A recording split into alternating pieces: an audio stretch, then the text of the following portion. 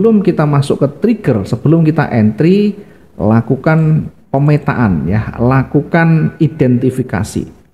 Lakukan identifikasi market. Caranya bagaimana? Yang pertama, dilihat dari sisi kita perhatikan strukturnya, struktur atau tren.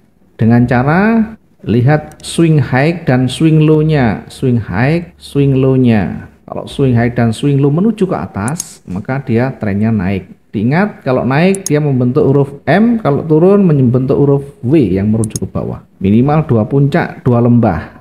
Ya, 2 puncak, 2 lembah. Kalau struktur ini sudah ketemu, berarti ini tren. Dan entry yang paling potensial adalah saat ada tren. Bagaimana kalau di pagi hari belum ada tren? Nah, kalau pagi itu kan kita memang menjaring karena daily range-nya masih belum terpenuhi.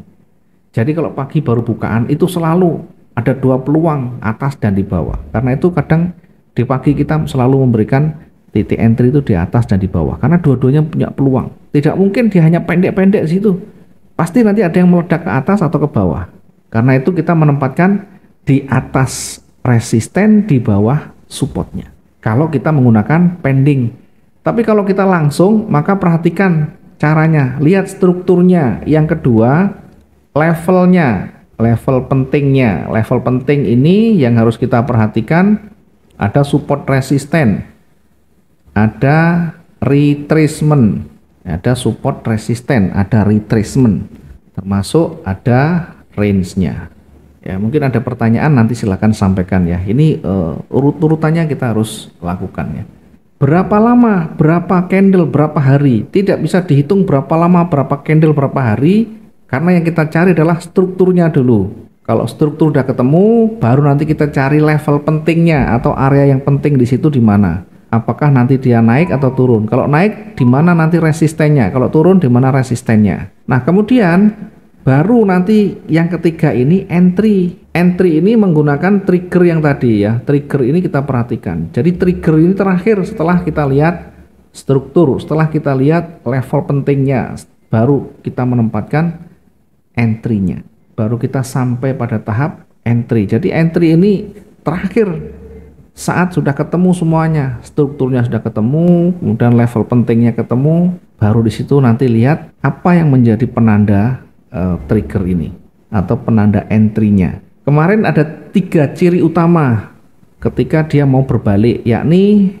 ada namanya loss momentum ya. Saya ingatkan lagi biar nanti bisa diulang-ulang ya. Bisa nanti diulang-ulang kembali. Jadi untuk ciri market berbalik ini yang utama biasanya ada rejeksi. Atau apa rejeksi itu? Penolakan, atau bahasanya lagi adalah sumbu atau jarumnya. Semakin banyak, semakin panjang jarumnya, semakin panjang sumbunya, semakin besar peluang untuk berbalik. Berbalik itu bagaimana? Dari tren awal itu kemana? Kalau trennya naik berarti dia bisa bergerak turun. Yang kedua adalah itu di semua time frame ya, Pak? Semua time frame ya, semua time frame. Yang kedua ada loss momentum. Loss momentum. Loss momentum ini power yang berkurang. Power yang berkurang. Gampangnya candlenya mulai berkurang ya. Dari besar menjadi lebih kecil atau menjadi lebih kecil lagi, bahkan langsung berganti warna ya. Misalkan dari awalnya merah, ini berganti warna jadi hijau. Nah, ini nanti baru kita lihat apa yang menjadi dasarnya kita. Oh, ini cirinya berbalik. Ya, kita bisa entry di sana. Ketika tadi ada perubahan warna. Nanti saya coba lihatkan contohnya, perubahan warna. Oke, saya coba untuk lihatkan contohnya bagaimana kita membacanya ya. Sementara kita hapus dulu. Kita akan coba. Ketiga ciri tadi harus ada ya? Bukan ketiga, minimal 2. Oh, minimal 2. Oke, nanti saya jelaskan ya.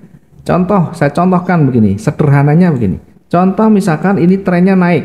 Ini trennya naik ya. Saya misalkan anggap saja ini hari ini seperti ini ya. Ini saya tandai kuning, ini hari ini belum ada pergerakan yang signifikan misalkan.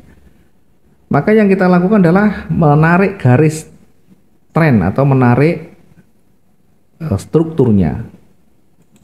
Bagaimana kita bisa menarik? Dari mana mengawalinya? Kadang bingung kita.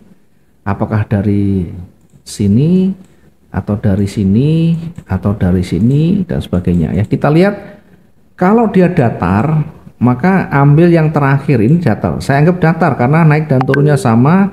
Ini walaupun dia agak bergerak naik tapi hampir sama, maka ini saya anggap datar. Sehingga saya menarik garis tren dari naik itu dari sini. Apakah boleh ke sini? Boleh saja. Kejauhan karena sudah terbentuk yang atas, maka saya tarik begini, naik, kemudian koreksi turun sampai di sini. Kemudian apakah harus di sini? Tidak, ini sama sejajar. Kita cari yang tertinggi di sini. Kemudian apakah nanti naik lagi, kita lihat. Nah, naik lagi berarti cari di sana.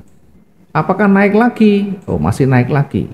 Itu artinya kita bisa menarik garis turunnya di sini, kemudian baru naik. Jadi kalau kita narik itu selalu cari arahnya. Kalau dia arahnya naik, maka puncaknya itu lihat yang terakhir. Kalau dia lebih tinggi berarti high-nya menuju ke atas.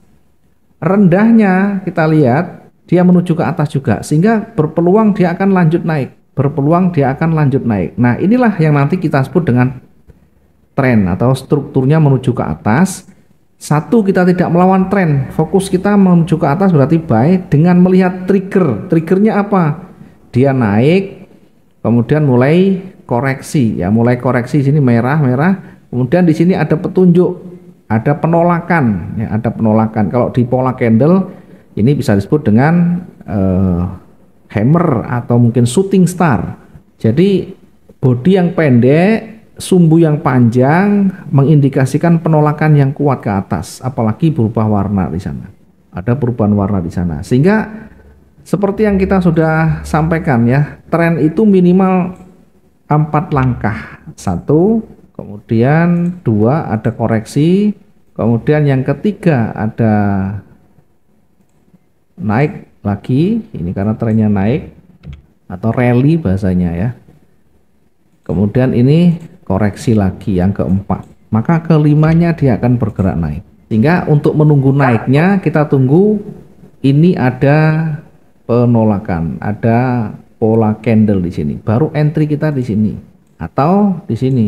Targetnya berapa? Targetnya harian, transaksi harian kita bisa membatasi per transaksi itu 300, 400 atau 500. Lihat daily range-nya, lihat pergerakan saat itu masih panjang apa enggak. Dari mana kita melihatnya? Dari rata-rata pergerakan harian. Kalau rata-rata sekian ya, rata-rata pergerakannya ada lebih pendek atau panjang, kita ukur ya lebih turunkan sedikit karena di sebelah kirinya ada banyak yang pendek. Mungkin kira-kira seperti ini. Jadi kalau dia naik berarti kira-kira nanti market itu sampai di sini. Sehingga kalau kita misalkan entry-nya di sini sampai di atas itu kira-kira berapa? Oh, 2000 lebih kelebihan, terlalu banyak, tidak usah banyak-banyak. Kalau harian itu per transaksi ya bisa 300, bisa 400 sampai maksimal 700. Jadi jangan terlalu jauh. Lebih gampang menuju puncaknya di sini. Kalau menuju puncaknya misalkan 700 sudah lebih dari cukup ini. Saya biasanya kalau pagi itu rata-rata antara 500 sampai 600 per transaksi itu, per satu posisi itu. Sehingga kita bisa mentargetkan yang banyak disentuh di atas itu namanya resisten, itu akan berpotensi. Targetnya di sini. Ini target. Nah, itu kan akhirnya naik lagi. Ya kita tidak pernah tahu, tidak usah berpikir nanti sampai panjang di mana. Yang penting kita ambil yang realistis, probabilitasnya bisa kita dapatkan yang terbaiknya. Sehingga targetnya sampai di sini, kalau sudah selesai ya sudah. Kalaupun dia naik lagi biar saja sudah. Nah, kita nanti tunggu petunjuk berikutnya lagi. Karena ini sudah naik lagi, maka selesai satu tren. Nah, nanti dia bisa terkoreksi kembali, bisa memulai tren yang baru lagi atau memulai struktur yang baru. Karena itu kalau sudah mencapai puncaknya atau sudah mulai tinggi, mulai merendah, ini namanya loss momentum. Hijau panjang, hijau pendek lagi, ini namanya loss momentum, kehabisan tenaga atau kehilangan momentum sudah. Kekuatan bullish itu mulai berkurang, jadi pembeli sudah mulai berkurang karena sudah terlalu tinggi harganya. Nah, ditambah dengan namanya pola candle di sini ya, kita bisa menyebut ini sebagai hammer atau pin bar ya, atau shooting star boleh. Ya, intinya ada penolakan yang signifikan di puncaknya dengan diawali dari loss momentum ya. Meskipun ini dia sudah ditolak tapi belum berubah warna. Artinya belum terkonfirmasi. Dia petunjuk awal, oh ini mau turun. Konfirmasinya di mana? Setelah ada merah ini. Setelah merah ini namanya konfirmasi ya. Jadi ada loss momentum diikuti perubahan warna mungkin. Ada rejeksi yang diikuti perubahan warna ya. Perubahan warna itu lebih dari setengah dari body sebelumnya, itu sudah lebih dari cukup untuk konfirmasi. Sehingga entry kita sesudah merah. Sesudah merah panjang ini entry kita di sini. Nah, ini namanya menggunakan trigger. Lah itu menunggu kan kita harus nunggu 1 jam. Iya. Trading itu yang paling menguji nyali kita adalah bagaimana kita bersabar menunggu peluang ya, bukan bersabar menunggu floatingnya. Nah, menunggu peluang itu begitu, terkadang kita harus melalui proses melihat pergerakan itu, pergerakan demi pergerakan, kita amati, kita bandingkan terus begitu sampai ketemu namanya aturan main kita tadi. Nah, salah satunya untuk entry itu adalah dengan melihat triggernya, dengan melihat tanda-tandanya, kemudian harus terkonfirmasi.